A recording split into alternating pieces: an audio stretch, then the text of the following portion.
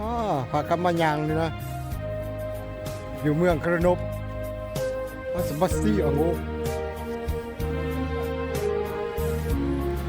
ยางกินอากาศตอนแรกตอนบ่าย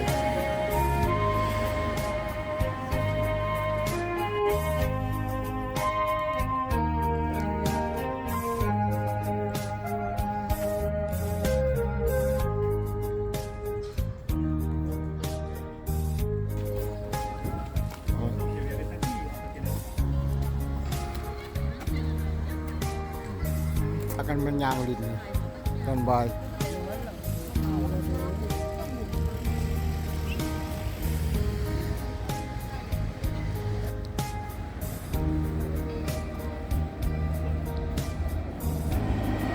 สัตว์ทำเวท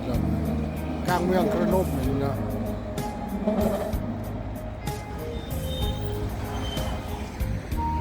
สายทำเวท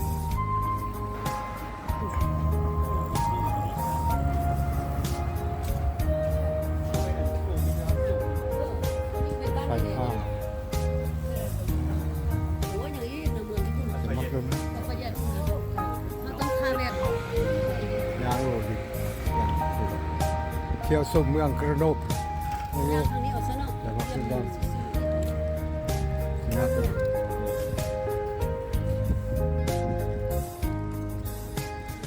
พาแม่ไฟเขียวที่ไทยที่ข้ามข้ามไฟเขียวมันยังรถดินเมืองกระนบเห็นไหมสวัสดี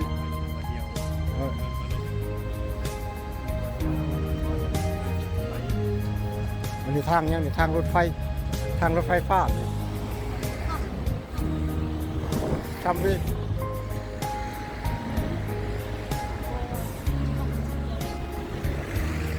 เดี๋ยวว่าย้อนตาเดียวทางรถไฟฟ้าในกลางเมืองกระนบอันนี้นะคุณเอาเชิงผูงามเนาะ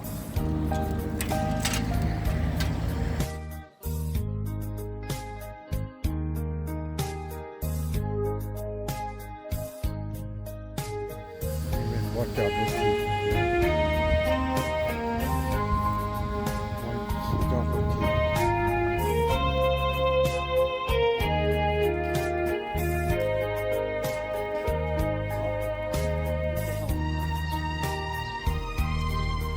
สะอาดดีเนาะบ่เปื้อนเนาะเมืองนี้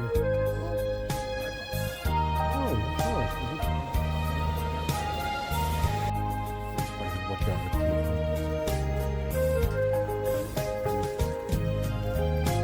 สังคืออินจะเป็นนก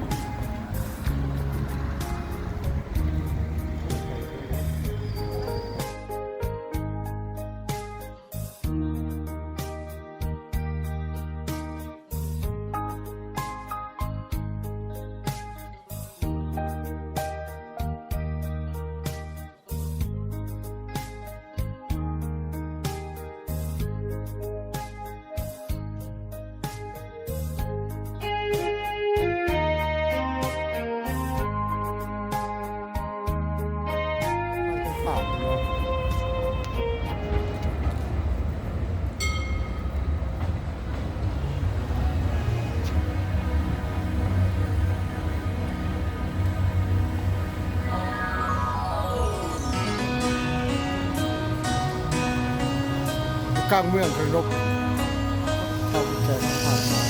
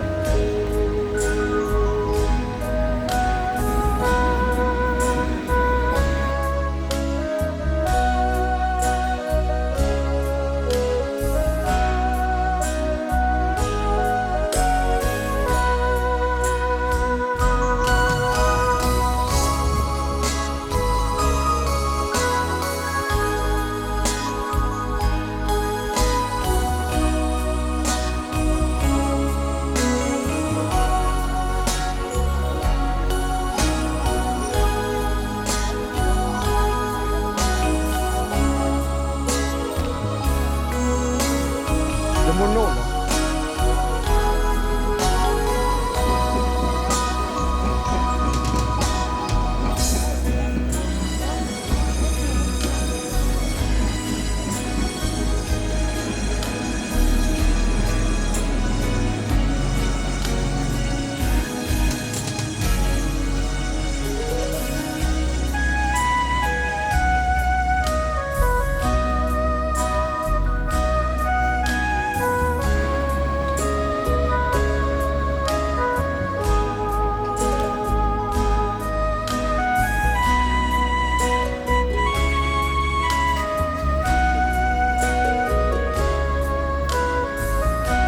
มาก็ยังอยู่มักบูด